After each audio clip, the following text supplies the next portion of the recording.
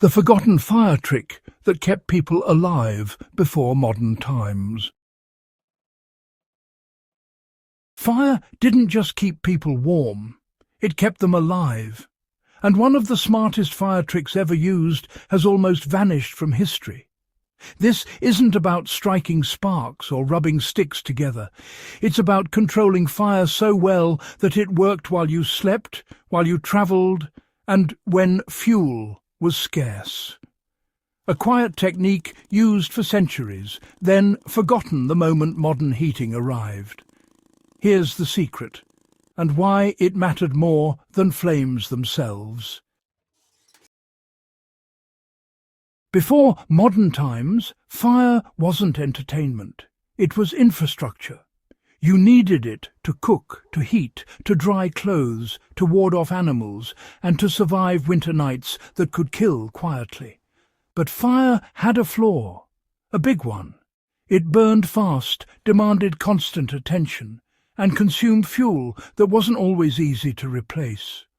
Wood had to be cut, dung had to be dried, peat had to be harvested.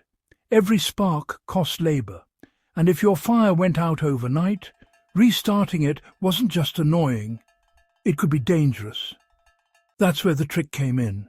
Not a way to make fire, a way to pause it. Long before thermostats and chimneys, people learned how to bank a fire. Not extinguish it, not feed it, but slow it down until it barely breathed. Banking a fire meant arranging embers so they stayed alive under insulation, ashes, earth, clay, or even dung, while releasing almost no visible flame. The heat stayed trapped. Oxygen was restricted. Combustion slowed to a crawl. Done right, a fire could last all night, sometimes longer. In the morning, all it took was a breath of air and a handful of dry fuel. The fire woke up instantly. This wasn't luck. It was technique. Ash looks like waste.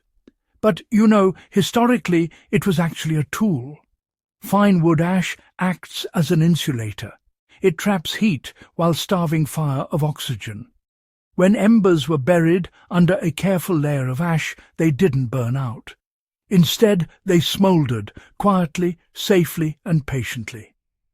This method was used across cultures, in Northern Europe, in parts of Asia, and among indigenous communities in the Americas. Different fuels, yet the same logic. The ash wasn't just dumped randomly. It was sifted, spread evenly, thick enough to insulate, thin enough to breathe. Too much, and the fire died. Too little, and it flared up. That balance, well, it was learned through experience, passed down without manuals, lost without warning. Winter nights, before modern insulation, were deadly. Stone walls pulled heat away from the body, and wind slipped through gaps. Hypothermia didn't announce itself, it crept in. A banked fire changed that equation. Even without open flames, a smouldering hearth radiated warmth for hours. It kept indoor temperatures just high enough to prevent freezing, just stable enough to let people sleep. More importantly, it removed the need to relight fire in the dark.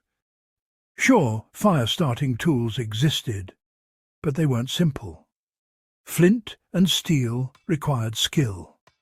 Tinder had to be dry, and hands had to work. In freezing conditions, that wasn't guaranteed. Keeping embers alive was safer than gambling on sparks. This wasn't primitive, it was precise. The clever part wasn't really the fire, it was the timing. People learned when to bank it, not too early, not too late. They waited until the fuel collapsed into a dense bed of embers, then reshaped it. Larger coals went to the centre. Finer material was pushed outward. Ash sealed the top. Airflow mattered. Hearth shape mattered. Fuel type mattered. Hardwoods held heat longer. Peat smouldered differently. Dung burned slow but steady. Every region adapted the same principle to local materials. That's not primitive. That, my friends, is engineering. You know, this trick wasn't limited to homes. Travellers, soldiers and herders, well, they all used buried ember fires to avoid detection and conserve fuel. It started with a shallow pit. Hot coals inside, covered with soil. There was almost no smoke and minimal light. The heat, it stayed underground. The fire survived wind. And in the morning, uncovering it brought instant warmth. This wasn't about comfort. It was about survival and stealth. And it worked because really, fire doesn't need flame to live. It needs heat, fuel, and just enough air. The moment matches and gas stoves appeared, ember management just stopped being necessary. Fire became disposable. If it went out, well, you just lit another. No skill required, no patience, no understanding of combustion beyond on and off. Over time, the idea of keeping fire alive without visible flame started to sound strange, even unsafe. But historically, it was the opposite. A well-banked fire reduced sparks, lowered the risk of accidental burns, and used less fuel overall. It was safer because it was controlled. So, this fire trick isn't just about warmth, it's about mindset. Before modern times, people didn't overpower nature. They cooperated with it. They slowed processes instead of forcing them. They learned how materials behaved over hours, not seconds. Fire wasn't rushed. It was managed. That approach, honestly, shows up everywhere in pre-modern survival. Food preservation, shelter design, clothing layers. Nothing was wasted. Everything was intentional. The banked fire is a perfect example. Quiet, unimpressive, incredibly effective.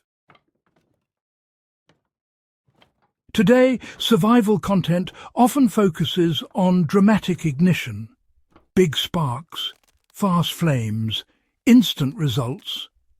But, you know, historically, the real challenge wasn't starting fire. It was keeping it alive efficiently. That's the difference between a night of warmth and a night of risk. Understanding how embers behave, how ash insulates, and how airflow controls combustion is far more useful than flashy techniques. And it's knowledge that works anywhere, any era, any environment. Even now, this trick has value.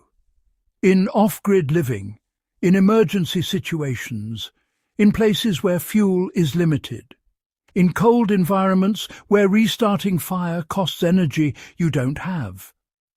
The past solved these problems without electricity, chemicals or shortcuts. They solved them with observation. That's the real takeaway. The flame gets the attention. The embers did the work. And for centuries, that quiet truth kept people alive through nights we'd struggled to imagine. If you want to understand survival before modern times, this is where you start. Not with sparks, but with patience. If this kind of forgotten knowledge fascinates you, you're in the right place.